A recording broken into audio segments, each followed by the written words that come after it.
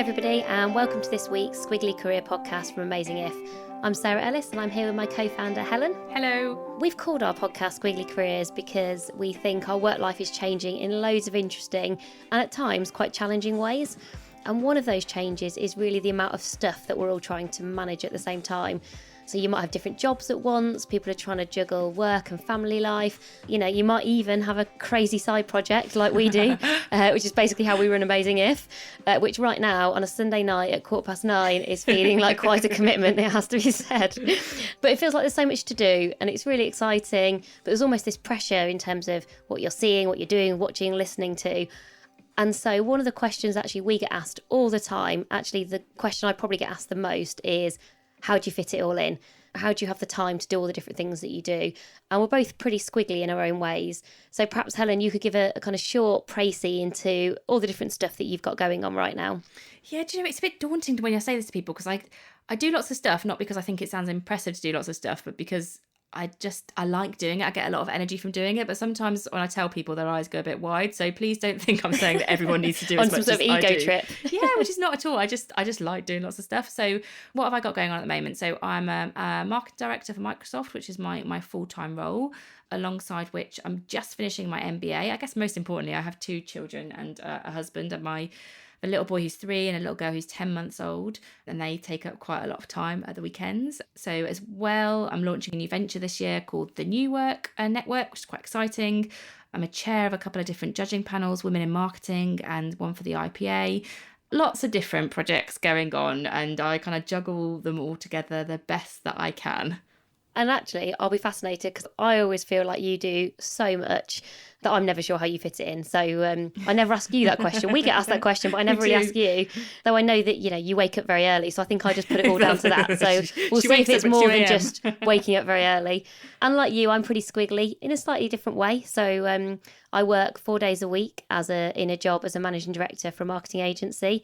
I spend 1 day a week working on Amazing If and a charity that I work in called Inspire. I've got a 7-month-old baby called Max, who he sort of doesn't take up that much of my time in the day, but he does take up my time at night because he doesn't sleep. So the wrong way around. Which is so depressing. And, you know, there's other things I love as well. I actually love doing stuff outside of work. So I'm just getting back into playing netball again. And I'm a very recent convert, though I'm really rubbish at it, to the world of flow yoga. I can't even touch my toes. I don't even know what flow yoga is. I'm still doing a downward dog.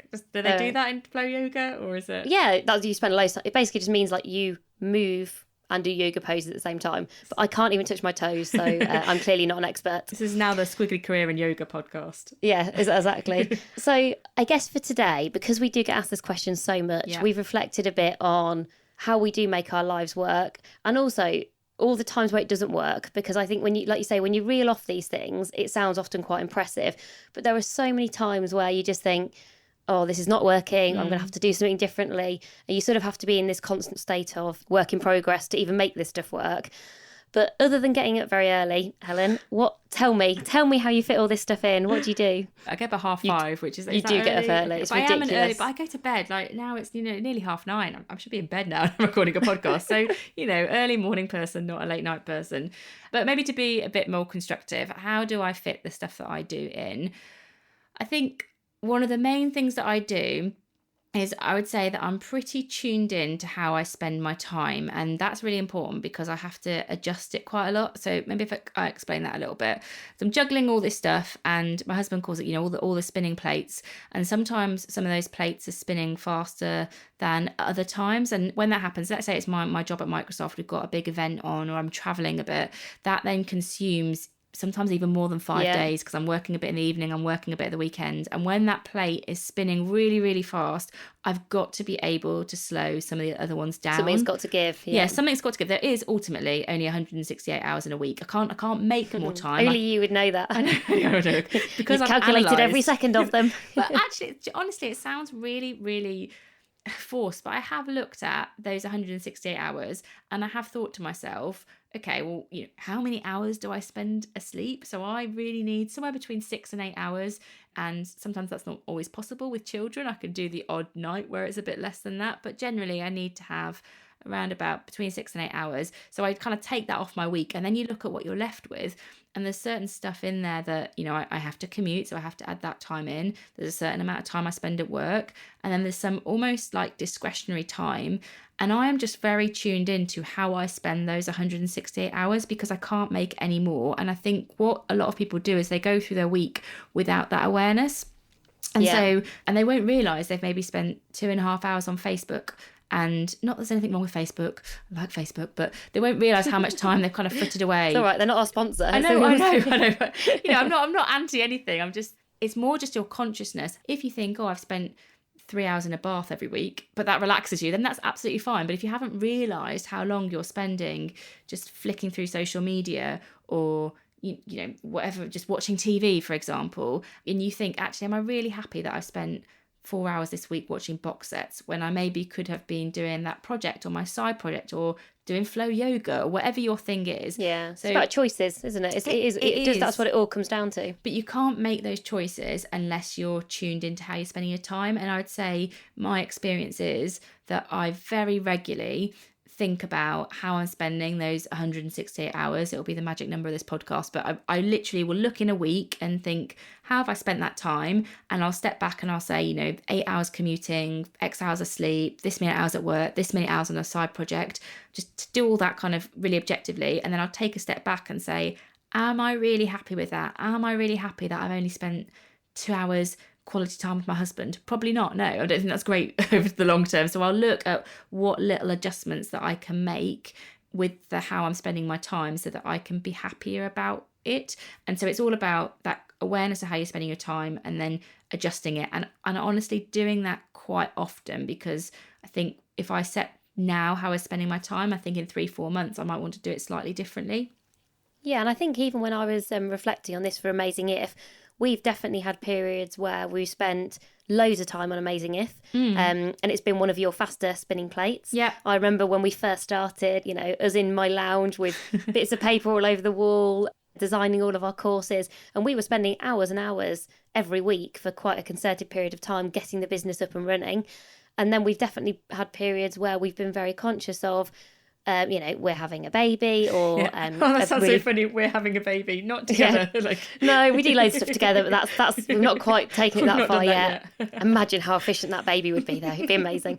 No, probably wouldn't. Based on my current baby, it probably wouldn't. And I also remember times where you were doing a massive project at work, or I got something really big on at work, where we were very honest with each other about saying, at the moment, Amazing If, I just don't have quite as much time as I usually do. So you either need the other person to take up the slack, or you need to just say, we're going to need to prioritise and be really clear about what we are going to choose to spend our time on.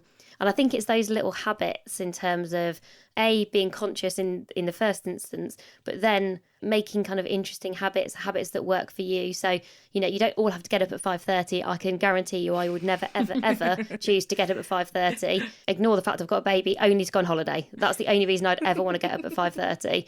But I like a night. I'm in a bit more of a night owl. And, you're super efficient, I think, with your time. And that suits you, and that suits your mentality. I would say I tend to sort of think slightly more just in the round, where if I get to the end of a month, probably almost less specific than you are, and I just think, do you know what, I just haven't done that much exercise this month, and I just don't feel good about that, because I appreciate that doing exercise makes me feel good. I think I'm better at my job when I do exercise, etc. And so if I just sense that something is slightly more out of kilter, I then think, right, what do I need to do to then get that thing back to where I want it to be, whether it's exercise, whether it's work stuff, whether it's Amazing If stuff. I think that's it though, isn't it? We're both doing slightly different, but it's all about that awareness and tuning into how you're feeling. Are you satisfied? Are you not satisfied? And not letting that dissatisfaction about the impact you're having, or the things that you're achieving or doing, go on for too long. Whether it's every week or every month, if you're just kind of saying, how have I spent my time? Am I happy with that? What can I change to be more happy? However you do that, whether it's yours kind of thing, it's a bit of an exercise, or it's my thing once a week, a bit formal with my hours, it doesn't really matter. It's just that awareness of how you're spending your time. And I guess for me, what I would then do is to try and make the best out of the time that I've got, because it is so finite and I am trying to squeeze in so many things. I'm not great with dead time. Now, I appreciate that some people will listen to this and they'll be thinking, oh my God, just relax. I always think that. I know, when you talk to me about your life, I'm like, oh, just get a Netflix box set on. But I do have a Netflix box set. I'm currently watching. Yeah, but you're like 5 years behind everybody else. You're watching Broadchurch. I'm watching Broadchurch. And it's 2018. It's really good. I won't spoil it. But I guess my point was I do a bit of multitasking, which again, there's loads of stuff going on that says you shouldn't multitask. But my multitasking is stuff like when I'm commuting, I commute for about 2.5 hours a day, and I tend to listen to podcasts when I commute. So I don't have a lot of time now for reading. I love learning and I would love to read, but the only time I would do it is when I'm in bed, and to be honest, I just want to go to sleep then. So I have found a very efficient to me to do things like listen to podcasts or audiobooks when I'm driving, and that's a good sort of 10 hours a week that I then get to get a book in, which is a really, really good way for me to do it. Or this is part of why I get up early, is I get to work a little bit before everybody else, and sometimes I might do some project work for 45 minutes on personal things or just work projects before everyone comes in and we get into the meeting mode. So I just try to make the most out of quiet times of the day, or like dead time in the day when I can do a couple of things at the same time.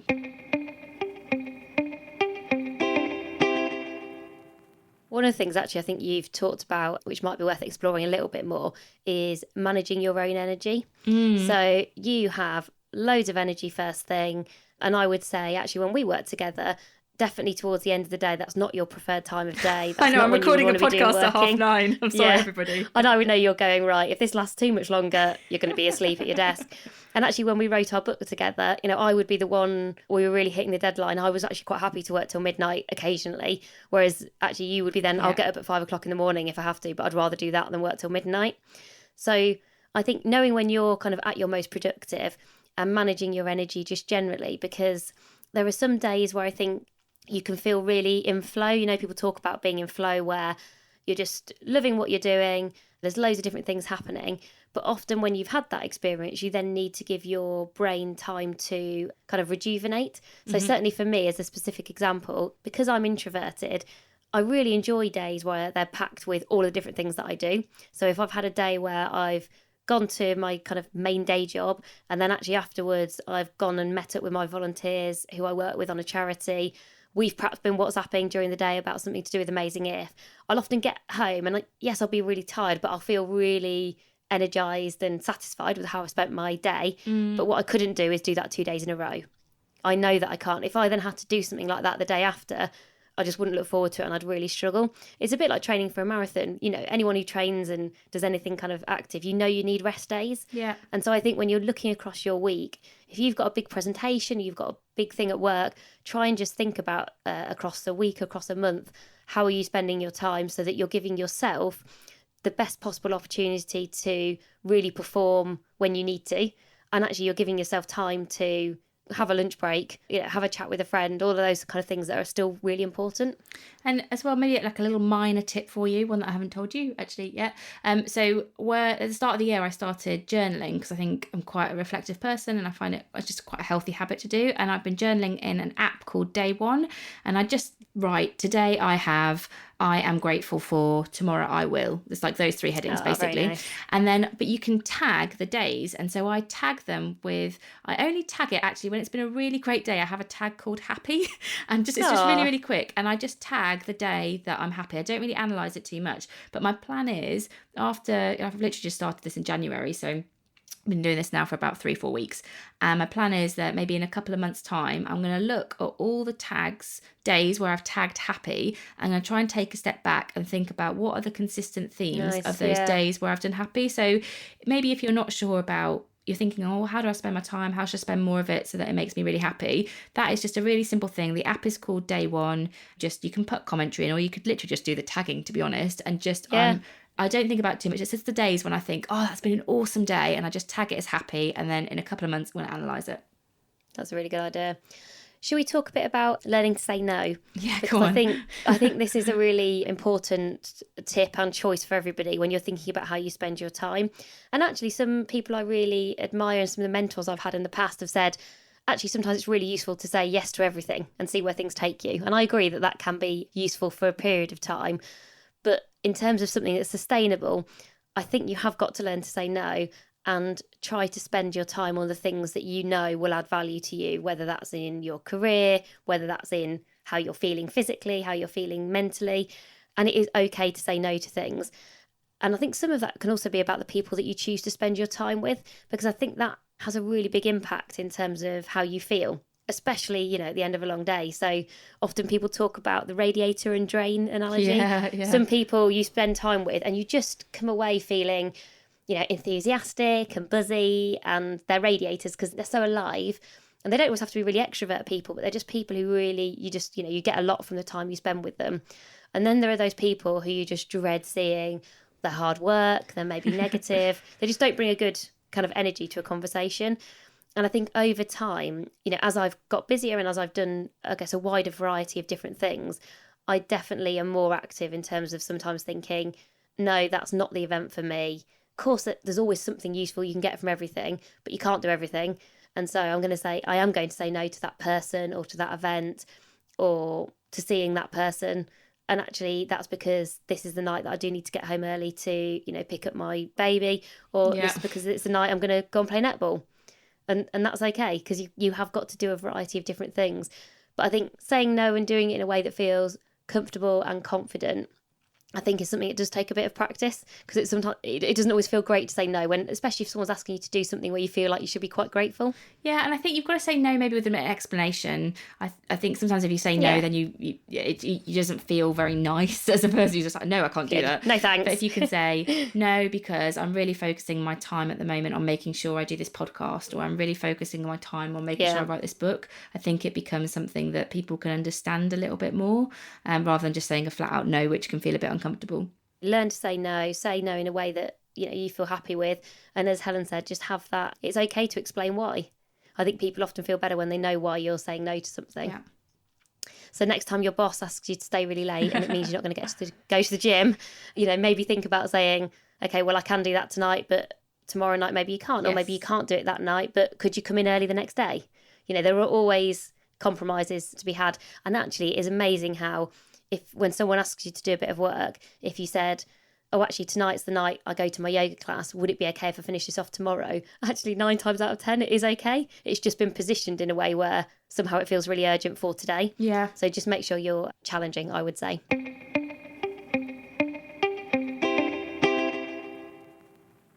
So, shall we go into some top tips? Yeah, you go first. I'm intrigued about your tips. Okay. Top tips for spending your time wisely. I think my number one top tip, and I've spent quite a lot of time thinking about this, is having a supportive partner, friends and family, which feels quite different to everything that we've been talking about. It's not very work related. But I think if you do want to do a variety of different things, you know, if you're motivated by, you know, having a side project, you know, doing kind of extracurricular stuff and doing exercise and various different things, you sort of need the people around you to understand that those things are important to you and why they're important to you. And often you need their help, whether that is physically need their help because you need them to get home earlier so that you don't have to, or whether actually you just need their help in terms of feeling like, oh, it's okay, you might not get to see them quite as much as, you know, you'd ideally want to because you're doing some of these other things that are important. And so when I come back to all of the difficult choices you sometimes have to make about time, or the fact that, you know, you and I are sitting here now recording a podcast on a Sunday evening at 9:30, you know, I've got a partner sitting downstairs watching TV by himself. You've got a partner sitting next door watching TV by himself. Probably supposed to be Broadchurch, it's fine. Yeah, probably. Because, and they're both very supportive of what we do. And whether it's a partner or family or friends, I think just those people who are close to you make a really big difference to your ability to spend your time in the way that's important absolutely. to you. And we did mention there, and I think it's very, very important, is a manager. And, you know, you can't choose your manager. So, you know, sometimes you don't get a great one and it's really hard. But when you have a supportive manager, it is so helpful in terms of enabling you to spend time in the way that makes you happy and creates the most value. So my manager at the moment at Microsoft, I'm able to be really, really open about I need to do this, I need to leave at this time or whatever on a Friday to go and do this thing. And I can be really honest about what that is. And we can have a really good conversation about how I spend my time so that it creates the most value, but also brings me the most energy. And that, I think that's another person. Someone was telling me about the 5 most important people in your life, and a manager is one of those people. And if we're talking about the support network that you need to, you know, help you spend time in the way that makes you most happy, I think a manager's got to be in there. And yeah, the challenge is sometimes we have tricky managers and sometimes we have really supportive managers. So that's the trickier bit. And if you're listening now and you are a manager, which loads of people will be, think about your role in terms of helping people to spend their time in a way that makes them happy. Because by you role modelling this behaviour, it will give everybody permission, and people sometimes need more permission than you might realise to do the same. And so, you know, I certainly know when I've worked for brilliant leaders, you know, before I had a family, when they made time to spend time with their family, so they were maybe leaving work early or working from home or working flexibly, I then felt that actually it was okay for me to do the exact same thing, but for different reasons, because I was doing Amazing If, because I was doing, you know, my side projects. So it doesn't have to be about having a family, but actually just seeing, you know, your leaders role model this sort of behaviour in terms of them being very conscious about how they choose to spend their time means that then, you know, all your team can as well. So for all those managers out there listening, you know, it's also good to reflect on, you know, the shadow that you're casting, I guess. So my top tip maybe that we've not said, and to be really honest, I think it is about fitting lots of things in is not always easy. And I think you have to be honest that you have to sometimes make sacrifices, whether that is maybe the quality sometimes. Like I like to do things to a really high quality, and the amount of things that I do sometimes means that I can't do it to the same quality. I've just finished my MBA and I would have loved to have aced every single thing, but sometimes I didn't. My husband would say to me, I know, outrageous. My husband would say to me, anything more than a pass is a waste because you've spent more time than you needed to do it. I'm not sure that is a benchmark that's very efficient. Yeah, efficient husband. But I guess the point is there are some trade-offs you've got to make if you're going to squeeze different things in. And so I think that the really, really important thing is A, you've got to be honest that you're going to have to make some trade-offs, and B, to make those trade-offs a bit emotionally easier, do stuff you're really passionate about. Because if you're trying to squeeze things in for other people because other people think you should do this, or you think you should maybe do this because it's going to make you look good, it's going to feel twice as hard if you're not truly passionate about it. So all of the projects I do, whether it's, you know, the way that I work at Microsoft to try and be a great leader that helps people, the work that I do at Amazing If, my initiatives, the writing I do for Marketing Week, it is all about helping people have happy careers. And I might do that in different ways, but that's what's at the crux of it. And when I know that, it makes everything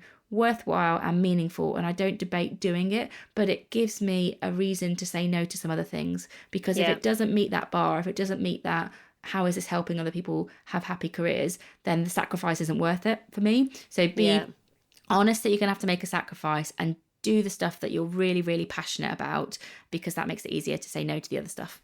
Yeah, and that's actually always my short answer to, you know, how do you fit everything in? You're doing loads of different stuff is, well, I only do things that I really enjoy. I always do them with people who I really enjoy spending time with. So there's both the content I enjoy, but I also enjoy and feel like I'm learning from and get lots of value from all the different people around me. So that goes back to, again, there's almost like the work you're doing and the people, and bring those two together. And then you do get into that slightly cheesy thing of it just doesn't feel like work anymore. Lots of those extra things that I do, I would choose to do anyway, I think. Sometimes you get tired, but it feels like it's worth it. And maybe to make it really, really practical for people, an exercise that you could do is literally to write down all the ways you spend your time, like work, home, hobbies, all the things that you do, and then maybe have 2 columns, one which is how much you enjoy doing it, and the second which is how much you enjoy the people that you do it with, and score each item out of 5. And then you'll be able then to see, you'll get a total score, and the things that rise up to the top, so that'll be the things that you really enjoy and you really enjoy the people you do it with, are the things that you should do more of. And maybe the things that go down to the bottom, that's the things that you don't enjoy, and the people that you don't enjoy doing it with, you need to think about, do you just extract yourself from that, or are there any changes that you can make that makes it more enjoyable? But it might just be a slightly more critical way of some of the things that we've talked about, kind of getting it down on paper and doing a bit of an exercise with it. Okay, great. So should we just start finishing off with some of the resources? We mentioned at the start of the podcast, we always like to give everyone a few ideas for things they can go and read, watch and listen to. And you mentioned the app. Remind me what the name of the app was again that you use for your daily journaling? Yeah, the daily journaling app I use is called Day One. And I love it because you can take a picture. We can have to have a couple of pictures, but you have a picture, you can write some things, you can have some tags, you can export it to a book at the end of the year or a PDF. It's really nice. And it's free, which is great. So that's one app. Another app that I think we've both used in the past is something called Headspace. And there's lots of mindfulness apps out there. I particularly like Headspace because they have something called Take 10, which is a really good introduction for people maybe who haven't meditated before. And it's just about taking 10 minutes almost to just be present and in the moment for yourself. And actually, it's a little bit a starting point for things like yoga that I mentioned I've started to get into, whereas it just forces you to just stop from everything else from your day and just have a few moments to reflect on kind of where you are you enjoying what you're doing, all the sorts of things we've talked about. So if you're new to mindfulness and meditation, I'd definitely check out Headspace. And maybe a book as well. So I'm always wary of saying this book because the title sounds horrendous. It sounds like you should have written it, to be honest. I know, don't. So the book is called, I have a good cringe, What the Most Successful People Do Before Breakfast, which is, it just sounds like the people that get up at 5:30 with Helen. But it's written by a lady called Laura Vanderkamp, and she also has some PDFs and things that you can search for to find this, but it is a good book. But one of the things that she talks about that I really like is the idea of treating your time like a currency. So we talked about those 168 hours, but it's just a way of thinking about how you're literally spending your time like it was a currency and where you went to invest your time. And she talks about the certain times in your day, depends on your own kind of energy levels, but the certain times where you'll get higher return from your investment. So for me, that might be in the morning. Some of the things that Sarah talked about, for other people it's later. But I like the book because I like the concept, but I like how she frames it. It makes time management a kind of slightly more accessible thing. And then lastly, maybe our blog, Sarah. So we've got a couple of posts on there on our blog around time management. There's one called How Do You Have the Time? And there's another one called Wouldn't It Be Amazing If I Had More Time? So there's a similar theme here. And you can find those on amazingif.com and in the section on blogs. And the one thing I would say is that, we've really talked here about optimizing your time, maximizing your time. But within that, it is still really important to have lots of breaks. It's absolutely fine to sit down when you get home, with a cup of tea and watch an episode of Friends. Yeah, I'm slightly drawing from my own experience here. I'm assuming it's okay to do that. I don't think we're saying, you've got to use every single second perfectly. But I think lots of people actually talk to us about one of the things they would like is to be able to do more. And so what I really hope that today has helped with is some ways you might be able to find some more time to do some more of the things that you really enjoy and get a lot of value from. So that's it for today. I hope you found it a really useful podcast and can find a bit more time to do the things that you really love. Next week, we're actually going to be talking about how to find a mentor. So mentoring is something that comes up at lots of our courses, and often the challenge is people are not really sure where to start in terms of specifically finding a mentor. So we're going to talk about how we found them in the past and which mentors have worked really well for us and which ones have not worked quite so well. In the meantime, you can stay in touch. You can follow us on Instagram, send any ideas for future episodes to @amazing_if, or if you want to, you can email us at getintouch@amazingif.com. So thanks very much for listening, and we'll see you next week. Bye for now. Bye.